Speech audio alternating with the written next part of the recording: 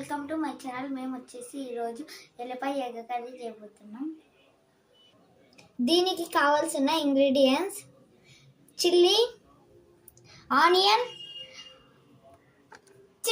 Chilli powder, salt, వెల్లుల్లి, turmeric, కరివేపాకు, garam masala, chicken masala, ఉడికి పెట్టిన ఎగ్స్.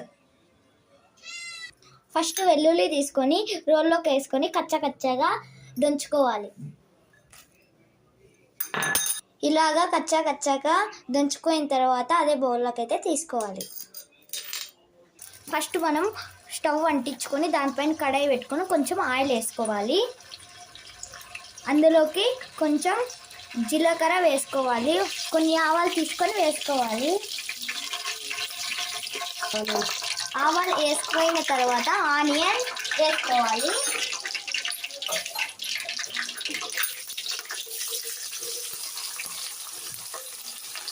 సెకండ్ వచ్చి చిల్లీ వేసుకోవాలి.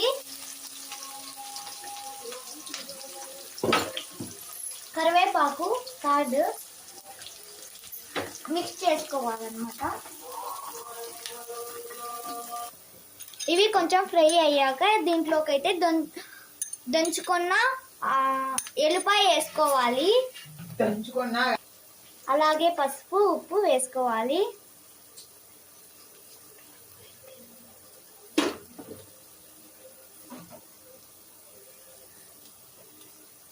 ఇవి వేసుకున్న తర్వాత గోల్డెన్ కలర్ వచ్చేంత వరకు వెయిట్ చేయాలి. ఇలా కొంచెం మిక్స్ చేసుకోవాలి.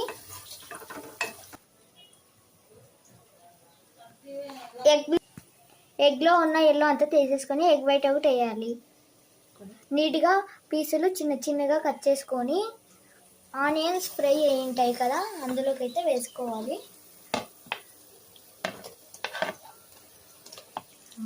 ఎగ్ వేసుకున్నాక గరం మసాలా,